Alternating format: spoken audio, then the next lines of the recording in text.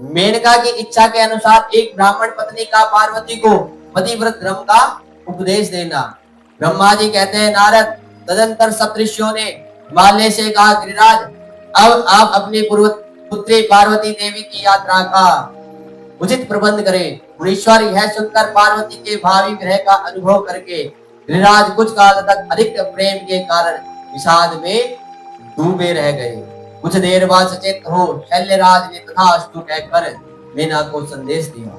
मुने हिमवान का संदेश पाकर हर्ष और शोक के वशीभूत हुई मीना पार्वती को विदा करने के लिए उद्यत हुई और शैल्यराज की प्यारी पत्नी मीना ने विधि पूर्वक वैदिक एवं लौकिक कुलाचार का पालन किया और उस समय नाना प्रकार के उत्सव मनाए। फिर उन्होंने नाना प्रकार के रत्न जटित सुंदर वस्त्रों और 12 आभूषणों द्वारा राजोचित श्रृंगार करके पार्वती को विभूषित किया।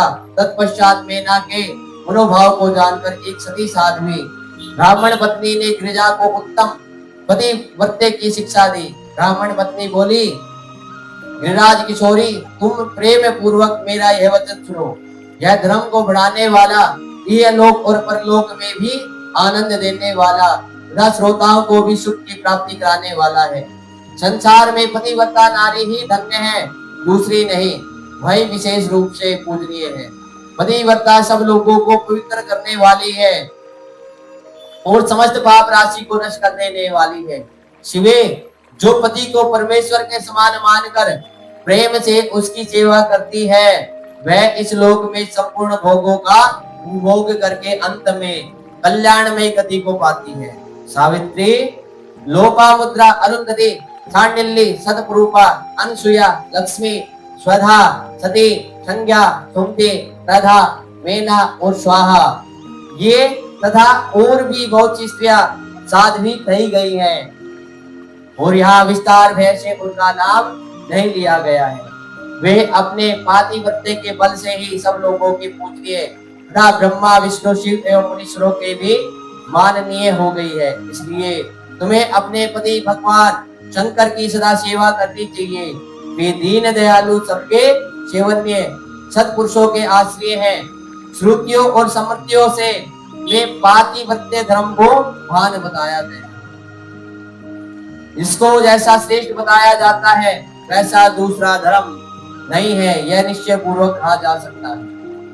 पतिव्रत्या धर्म में तत्पर रहने वाली स्त्री अपने प्रिय पति के भोजन कर लेने पर ही भोजन करे, पति के भोजन करने पर ही भोजन करे। लेकिन आजकल क्या हो रहा है, पहले ही भोजन हो जाता है। खाना है तो खाओ, नहीं तो अपने घर जाओ, ये कह देते हैं अपनी पत्नी को। शिवे, जब पति खड़ा हो तब साध्वी स्त्री को भी खड़ी ही रहना चाहिए। शुद्ध बुद्धि वाली साध्वी स्त्री प्रतिदिन अपने पति के सो जाने पर सोए और उसके जगने से पहले ही जग जाए। ऐसा होता है आजकल? नहीं, खत्म हो गया ये। वह छल कपट छोड़कर सदा उसके लिए हितकर कार्य ही करे। शिवे, साध्वी स्त्री को चाहिए कि तब तक वस्त्राभूषणों से भूषित न हो ले तब तक वह अपने को पति की दृष्टि के सम्मुख न लाए। यदि पति किसी कार्य से प्रदेश में गया हो तो उन दिनों उसे कदापि श्रृंगार नहीं करना चाहिए। अगर प्रदेश में है तो पति श्रृंगार कम से कम करना चाहिए लेकिन थोड़ा, इसमें क्या है, करना ही नहीं चाहिए श्रृंगार। पतिव्रता स्त्री कभी पति का नाम न ले और पति के कटु वचन कहने पर भी वह बदले में बड़ी बात न करे। पति के बुलाने पर वह घर के सारे कार्य छोड़कर तुरंत उसके पास चली जाए और हाथ जोड़ प्रेम से मस्तक झुकाकर पूछे, नाथ इसलिए इस दासी को बुलाया है? कोई कहता है मैं दासी हूँ, कहती है मैं अपने घर की रानी थी, यहाँ पे मैं महारानी बन के आई हूँ, कोई दासी बन के थोड़ी आई हूँ। अगर थोड़ा सा काम करने के लिए कह देना सासू और पति, मैं कोई नौकरानी थोड़ी हूँ तुम्हारे घर की, कहेंगे ना। ऐसी पत्नियां है ना, आजकल की पत्नियां ऐसी हो रही है। नाथ किस लिए इस दासी को बुलाया है? मुझे सेवा के लिए आदेश देकर अपनी कृपा से अनुग्रहित की थी। फिर पति जो आदेश दे उसका वह प्रसन्न हृदय से पालन करे। वह घर के दरवाजे पर देर तक खड़ी न रहे, दूसरे के घर न जाए, कोई गोपनीय बात जानकर हर एक के सामने उसे प्रकाशित न करे।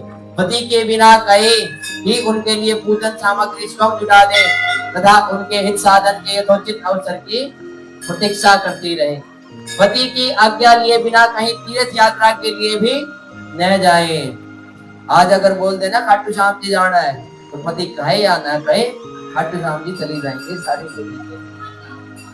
लोगों की भीड़ से भरी हुई सभा या मेले आदि के उत्सवों का देखना वह दूर से ही त्याग दे। जिस नारी का तीर्थ यात्रा का फल पाने की इच्छा हो उसे अपने पति का चरणोदक पीना चाहिए। उसके लिए उसी में सारे तीर्थ और क्षेत्र है, इसमें संशय नहीं है। अगर गंगा तीर्थ जाना है तो अपने पति के चरण को धो, हे गंगा गंगा गंगा करके पी जाओ, गंगा तीर्थ हो गया। अगर यमुना तीर्थ करना है पति के चरणों को धो, यमुना यमुना करके पी जाओ, यमुना तीर्थ हो गया। ऐसे सारे तीर्थ अपने घर पे कर सकते हो, चारों धाम, लेकिन पति के चरण पीने पर पतिव्रता नारी पति के उच्छिष्ट अन्न आदि को परम प्रिय भोजन मानकर ग्रहण करे और पति जो कुछ दे उसे महाप्रसाद मानकर शिरोधार्य करे। अगर पति थाली में कुछ छोड़ दे तो झूठा खाना चाहिए। देवता, पितृ, अतिथि, सेवक वर्ग, गो तथा भिक्षु समुदाय के लिए अन्न का भाग दिए बिना कदापि भोजन न करे। पतिव्रत धर्म में तत्पर रहने वाले गृह देवी को चाहिए कि वह घर की सामग्री को संयत एवं सुरक्षित रखे, गृह कार्य में कुशल हो, सदा प्रसन्न रहे और खर्च की ओर हाथ खींचे रहे। पति की आज्ञा लिए बिना उपवास व्रत आदि न करे, अन्यथा उसे उसका कोई फल नहीं मिलता है। वह परलोक में नरकगामिनी होती है। कौन स्त्रियां हैं जो पति से पूछ के उपवास करती है? कोई पति से पूछ के आज मैं सोमवार का व्रत कर रही हूँ, आप मेरे को आज्ञा दीजिए, करूँ या ना करूँ? है कोई स्त्रियां? कोई नहीं है। 99.9% भी स्त्रियां पूछती नहीं है, अपने मन से करती है, क्योंकि मेरी सखी ने कहा है, मेरी ननद ने कहा है, तो मेरे को वो व्रत करना है, चाहे सामर्थ्य हो व्रत का या ना हो, चाहे बीमारी क्यों ना हो वो स्त्री। लेकिन अगर वो कर रही है तो मैं भी करूँ। ये हो रहा है, हो रहा है ना। पति सुख पूर्वक बैठा हो या इच्छा अनुसार क्रीड़ा विनोद अथवा मनोरंजन में लगा हो, उस अवस्था में कोई आंतरिक कार्य आ पड़े तो भी पतिव्रता स्त्री अपने पति को कदापि न उठाए। पति नपुंसक हो गया हो, दुर्गति में पड़ा हो, रोगी हो, बूढ़ा हो, सुखी हो अथवा दुखी हो, किसी भी दशा में नारी अपने उस एकमात्र पति का उल्लंघन न करे। 10 साल होने पर वह 3 रात्रि तक पति का अपना मुंह न दिखाए, अर्थात उसे अलग रहे। जब तक स्नान करके शुद्ध न हो जाए तब तक अपनी कोई बात भी वह पति के कानों में न पड़ने दे। अच्छी तरह स्नान करने के पश्चात सबसे पहले वह अपने पति के मुख का दर्शन करे, दूसरे किसी का मुंह कदापि न देखे, अथवा मन ही मन पति का चिंतन करके सूर्य का दर्शन करे। लेकिन आज अगर पति का दर्शन, अरे तुम्हारा मुख देख लिया तो आज का दिन खराब, ये कहेंगे अपने पति को, तो सारे के सारे। पति की आयु बढ़ने की अभिलाषा रखने वाली पतिव्रता नारी हल्दी, रोली, सिंदूर, काजल आदि, चोली, पान, मांगलिक आभूषण आदि कोशों का संवारना, चोटी कूदना तथा हाथ कानों के आभूषण, इन सबको अपने शरीर से दूर न करे। धोबिन, चिनाल या उल्टा संन्यासिनी और भाग्यहीन स्त्रियों को वह कभी अपनी सखी न बनाए। पति से द्वेष रखने वाली स्त्री का वह कभी आदर न करे। वही कहीं अकेली न खड़ी हो, कभी नंगी होकर न नहाए। सती स्त्री ओखली, मूसल, झाड़ू, चील, जात और द्वार के चौखट के नीचे वाली लकड़ी पर कभी